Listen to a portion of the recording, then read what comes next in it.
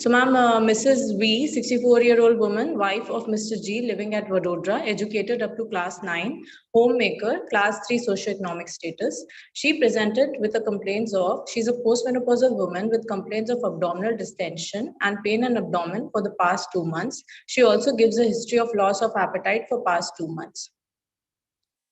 History of present illness. The patient was apparently healthy 2 months back.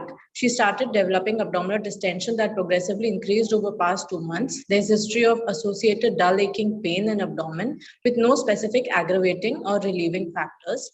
She also gives history of bloating sensation and dyspeptic symptoms for past 2 months. There's history of decreased appetite for past 2 months, but there is no history of any weight loss. No history of postmenopausal bleeding, no history of fever, abnormal discharge per vagina, no history of bowel bladder disturbances. Okay. Menstrual history. She attained menarche at the age of 12 years. She had regular cycles of 4 days per 30 days, and she attained menopause at the age of 50. So did this patient come directly to the gynae OPD? Because she doesn't have any gynecological symptoms as such, or she went here and there and then finally came? Ma'am, she came... not really, ma'am, but she came with these specific symptoms of abdominal distension. Because we all know that in ovarian malignancy, most women will have non-specific GI symptoms, and they will have a history of going to the physician, to the other doctors before finally being diagnosed. So that's an important history. You can add that if it is there. Okay. Sure. She got married at 24 and she's been married for past 40 years now. Obstetric history, para 1, live 1 with 1 living child. That was a spontaneous conception at the age of 29 years. She had a full-term normal delivery and the postnatal period was uneventful. She did not give any history of use of any contraception following delivery, and however, did not have any further pregnancies.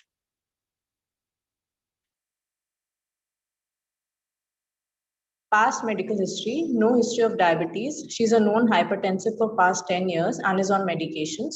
There is no history of tuberculosis, jaundice, or thyroid disorder. No history of surgery or blood transfusion. There's no history of STDs. No history of drug intake for any chronic illness. There is no history of alcohol intake, smoking, tobacco, and drug addictions. No history of drug allergy. No, sleep is normal. Appetite is reduced for past 2 months. There is no history of hypertension, diabetes, or TB in the family, and there is no history of any genital malignancy. On examination, patient is comfortable at rest, average build, well nourished. Did you mention her menstrual history? Ma'am, ma'am, it's regular, 4 by 30 days, and no history of any dysmenorrhea or heavy bleeding or clots. What is important? What have you not asked? In menstrual history, ma'am, menarche, menopause, I've asked her. You've asked? Okay, I didn't get that. What was her age of menarche and menopause? Ma'am, menarche was at the age of 12 years and I missed that then. Yeah, 12 years and attained menopause at 50 years. Why is this important? Ma'am, because ma'am, early menarche and late menopause are risk factors for ovarian cancer. Why? Ma'am, because longer period of exposure to estrogen. Longer period of exposure to estrogen. Okay, what else? Why do we say early menarche and late menopause? I agree, estrogen exposure is more, but that's a risk factor for endometrial cancer. Why for ovarian cancer?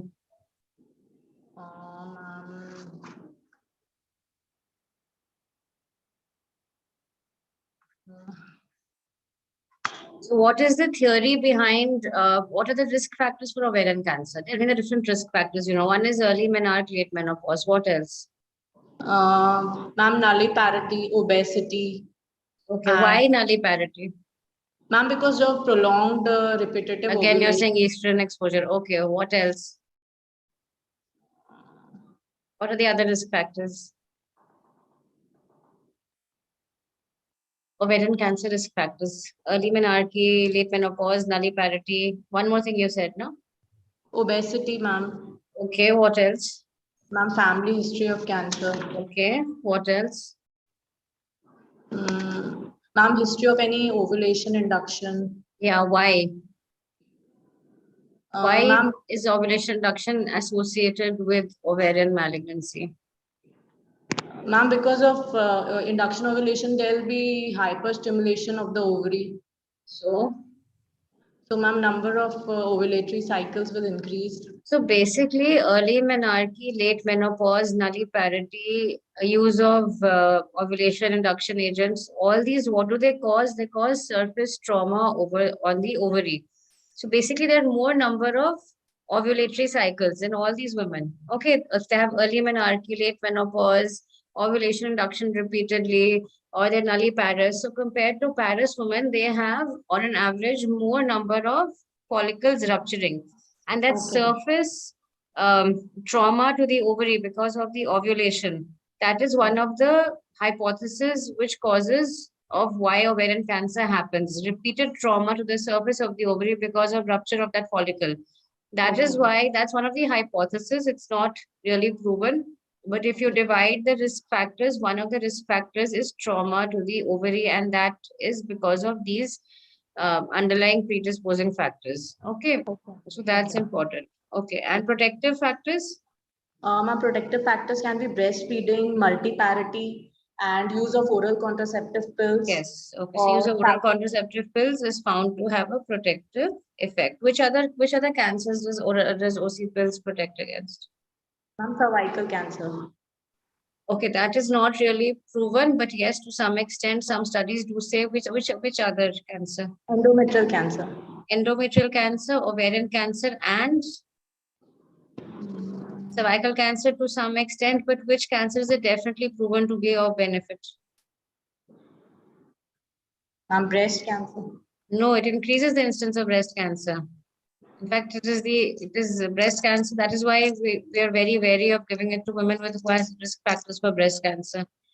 It is protective against colorectal cancer. Okay, so ovarian cancer, endometrial cancer, and colorectal cancer, OC pills are protective. Breast cancer, they are a risk factor. Okay, okay, continue. Ma'am, also salpingectomy is considered yes. Why? They assume that usually the origin of the ovarian cancer is from the fibril end of the tube. So removal of the tube prophylactically does help in reduction of cancer. Okay, so this is again one theory which says ascending toxins from below, from the lower genital tract, go up and through the tube, they can cause ovarian cancer. That is why even the use of talcum powder has been associated with or asbestos in the talcum powder has been associated with increased risk of ovarian cancer. So all this is theory of migration from upwards, from downwards toxins go and infect the ovary. That's why doing a salpingectomy is found to be protective. Right. Okay. Continue. Ma'am, on examination, the patient is comfortable at rest, average built, well nourished, height is 156 and weight is 68 kgs, pallor is present, no icterus. So always in your exam, now when you're presenting, always if you have time, calculate the BMI, because you're just telling me the weight and height doesn't have much meaning. I need to know the BMI. So it's not able to strike me right now. Is this woman is she normal BMI or is she overweight? So always give the BMI. That's very important because that is a risk factor. It will also determine the post-op risk in her if she is overweight or obese. So always calculate the BMI. It has a lot of implications clinically. Okay. Yeah. Ma'am, she's afebrile, 86 beats per minute is the pulse, and BP is 120 by 80 millimeter mercury. Breast and thyroid is normal, and spine appears to be normal. On inspection, the abdomen appears distended. Skin over the cardiovascular and respiratory system? What did I miss out? Ma'am, systemic examination is normal. What have you looked for? Why have I asked this? In the respiratory system, what specifically will you look for? Look for creps or any other sounds because of mets are very common to lung. Okay, one is metastasis. What is the other thing we're looking for in a respiratory examination? Ma'am, if there is ascites, if there is decreased breath sounds, dull node on percussion.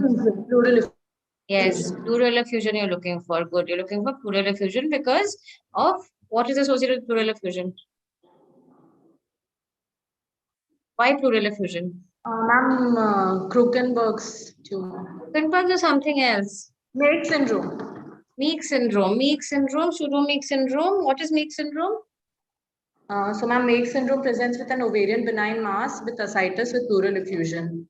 Typically, which ovarian benign mass do we call it Meek syndrome? Ma'am, it is associated with These the undergraduates should be able to tell if anyone is listening. Meek syndrome.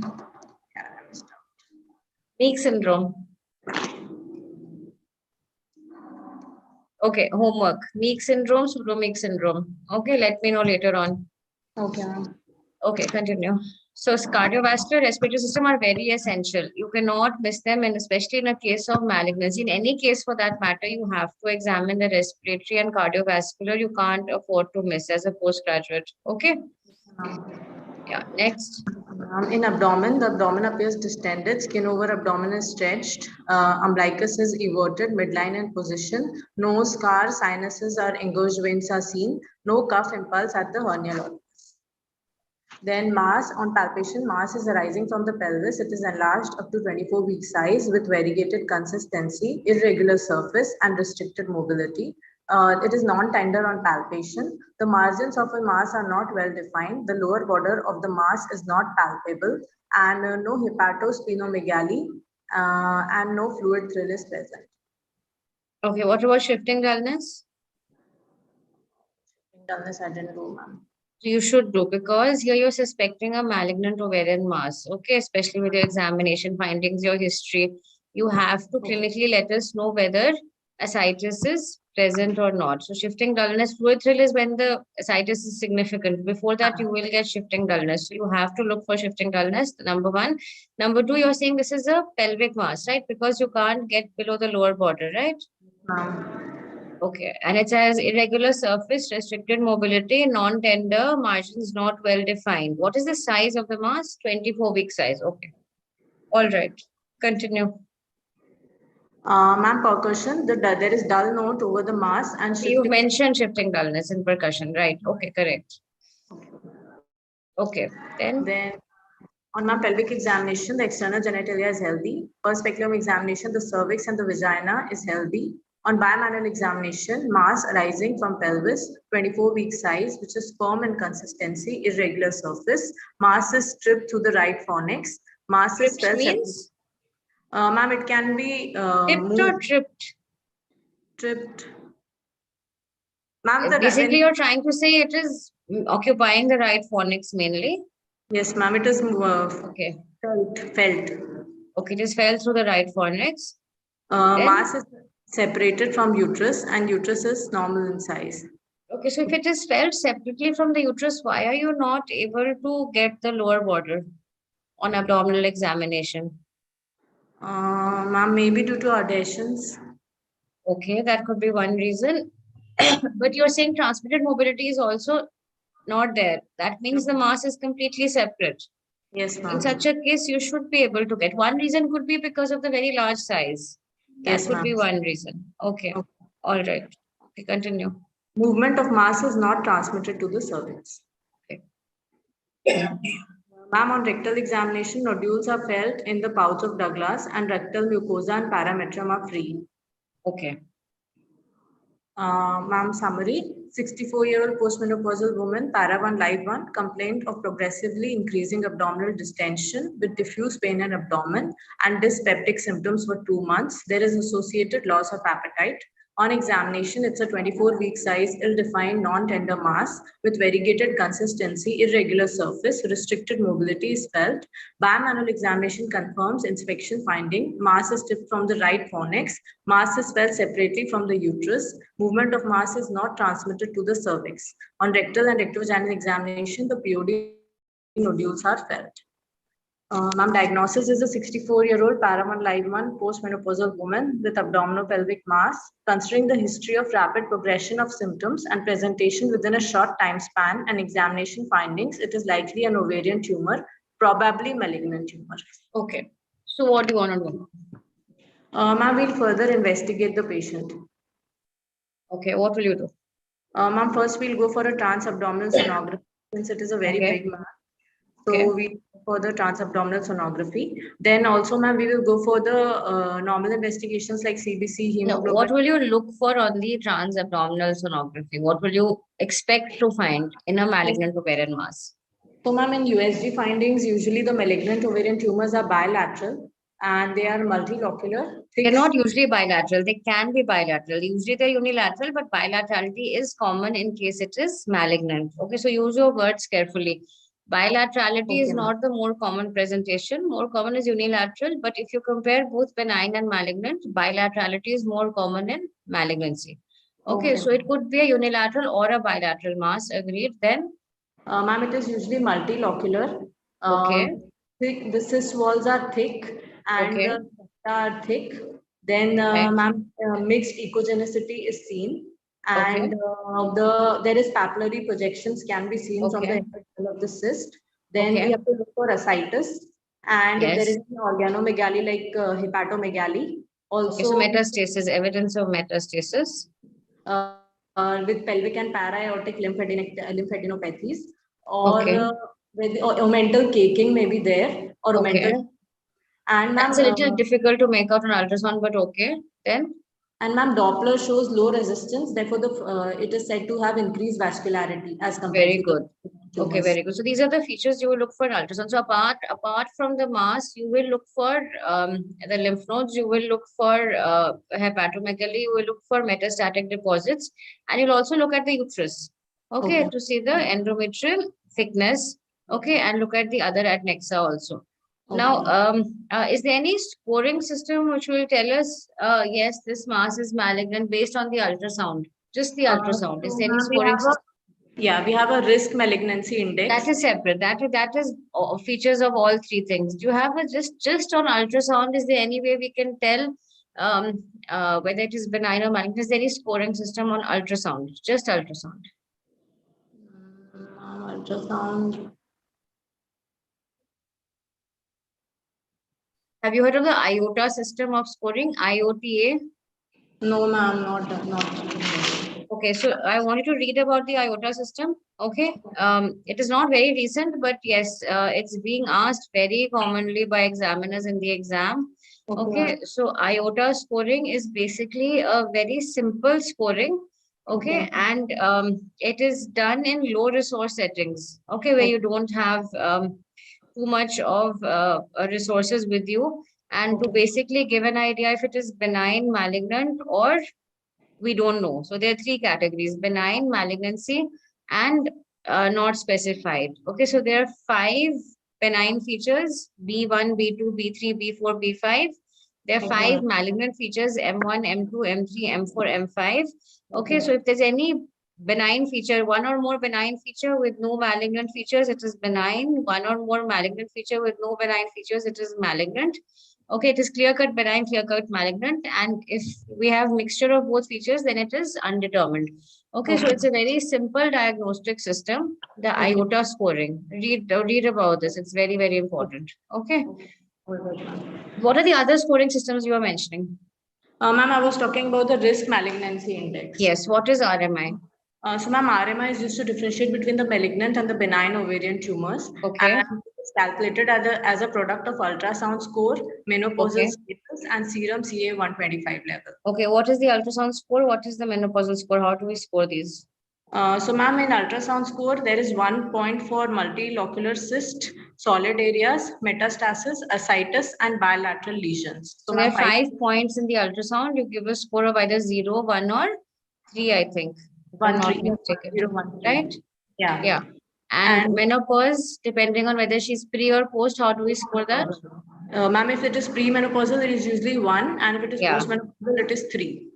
3. Okay. And then we multiply this score by 125. the value of the CA-125. So what do we say? When do we say it is malignant? When do we say it is benign? So, ma'am, the risk of cancer is only 75% if it is more than 250. RMI is more Right, than 2. right. So if RMI is more than 250, it becomes significant. What are the Correct. other scores? Is there any other score you know? Apart from this, So we ma'am, have the we RMI, we have the IOTA OVA based 1, on just tumor marker. ma'am, OVA 1. Okay, so the other score that you should know is the ROMA score, risk of malignancy assessment, I think it stands for. In this, what we look for? We look for three things. What are they? Do you have any idea? Ma'am, CA 125, we look for Yes. H4, that is Yes. epididymal protein factor. Yes. And third, ma'am, I don't remember. Is the menopause state, I think. Okay, ma'am. Okay, this doesn't have ultrasound features. This has CA125, HE4, which is the tumor marker, and the menopausal status. Again, I've forgotten the exact number beyond which we say it is malignant, but read about the ROMA score, read about the IOTA score, read about the RMI score. These are very important in deciding the management, especially when you're not very sure if it is malignancy, a clear-cut malignancy or not. Okay. Okay, so you said ultrasound. Next, what will you do? Ma'am, we did ultrasound, Dopplers and Doppler study for seeing the vascularity. Then the tumor markers, ma'am. Okay, which tumor markers will you do? Ma'am, CA 125, though it is non-specific, but it is still helpful because it is used as a screening test in higher risk cases. And ma'am, usually. So how does CA 125 help us? One is in diagnosing or determining the risk of malignancy. How else does it help us? Ma'am, it should be checked in every visit. Ma'am, later on in follow-up also it is helpful. Also yes, to see so when following up after treatment, once the patient is in remission, once she comes for follow-up, CA125 plays an important role. Okay. So CA125 you'll get done. What are the other tumor markers you know of? Ma'am, we know that in the mucinous tumors, we look for CA19-9. Okay. Then in dysgerminoma, we look for PAP and LDH. Then ma'am, choriocarcinoma, HCG. Or in non-mucinous malignant epithelial tumors, CA125 only. And ma'am, yolk sac tumors, we look for alpha fetoprotein. Okay. So these are the tumor markers we look for. This woman, what would you suspect? This patient. Ma'am, probably epithelial ovarian tumor. Yeah, so seeing her history, her presentation, her examination, this looks like a epithelial ovarian cancer, most likely serous or mucinous. Ma'am, can't say. Okay, so it's an epithelial, most likely it is serous because that is the more common presentation. And based, if her CA125, do you know her CA125 value? No, ma'am. Okay, so if that is raised, it is most likely a serous cyst adenocarcinoma. So you've done her tumor markers, you've done her ultrasound, you decided that this looks like a malignant ovarian mass. What do you want to do? So, ma'am, since ma'am, we will have to go for a staging laparotomy, and depending upon the stage, then we will decide. We'll do first of all, we'll see if it is first we'll decide it's a malignant tumor or an benign tumor. And then we've decided it is malignant, it is most likely malignant, and then we've decided to take her up for surgery. So what will you do? So, ma'am, staging laparotomy is to be done, which consists of TAH. What do you mean by staging laparotomy? What is the difference between a normal laparotomy and a staging laparotomy?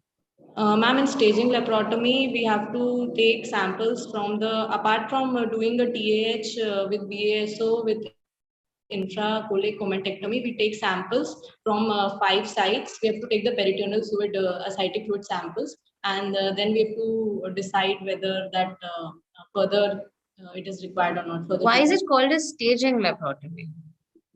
Ma'am, because we have to stage the tumor, like if it is only confined to ovaries. Correct. So ovarian malignancy, when you talk about staging of cancers, ovarian malignancy is a surgically staged malignancy.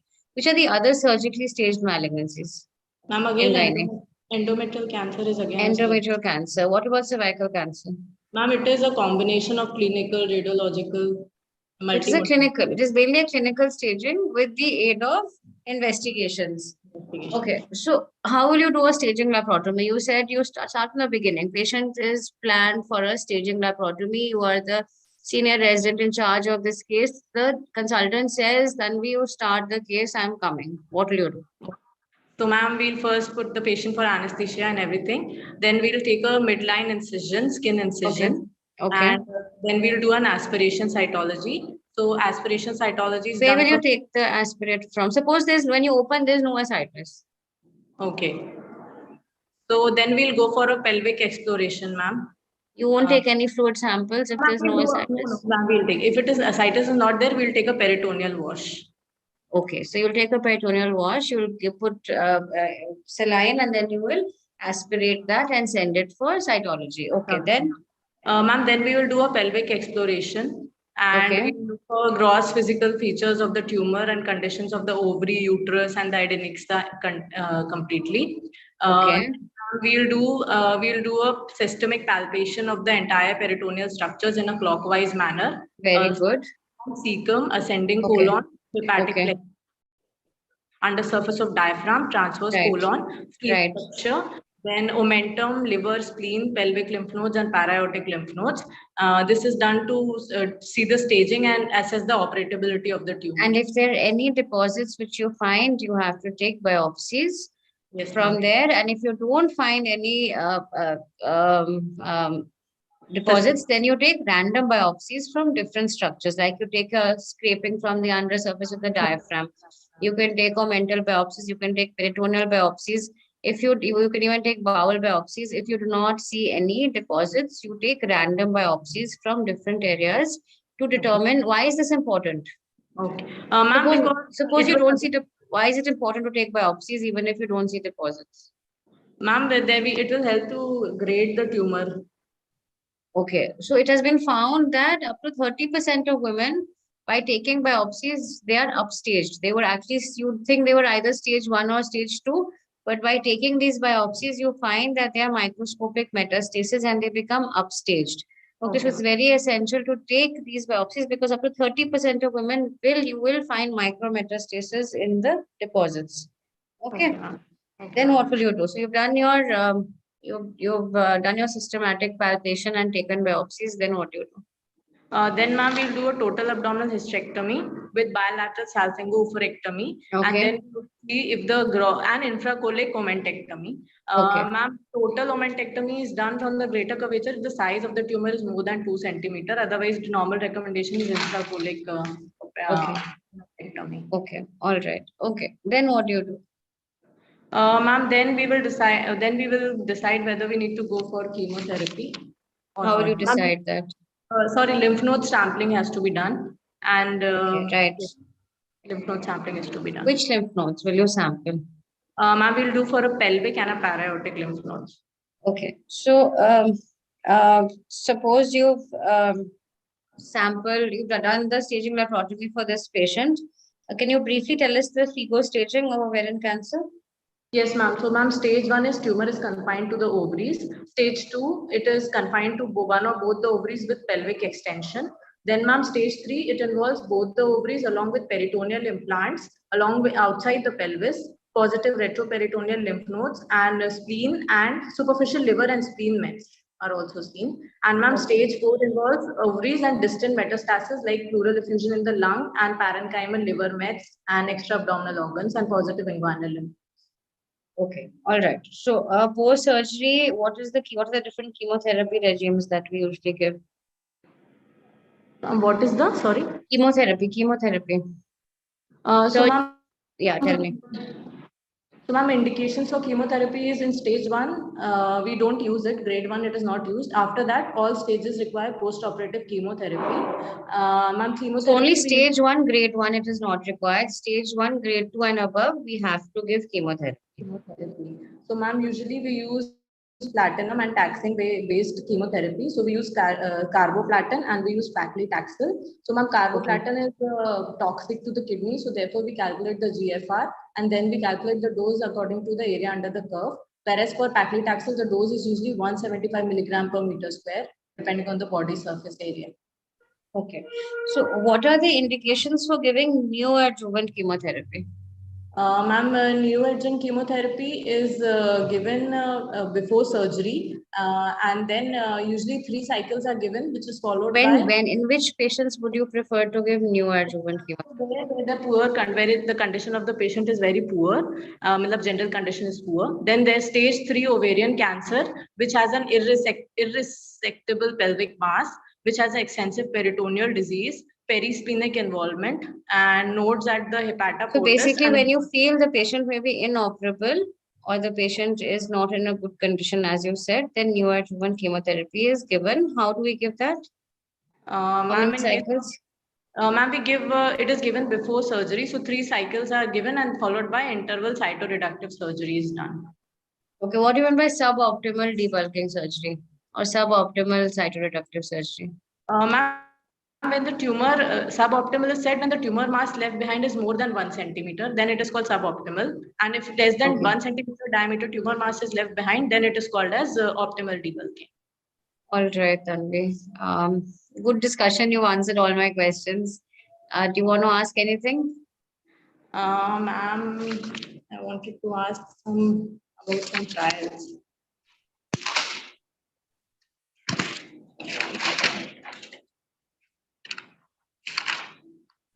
Ma'am, can you tell about this sticks trial and squat trials theories basically? Ma'am, that secretory outgrowth and I'll have to read up myself. Then I can get back to you. Tell me the trials again.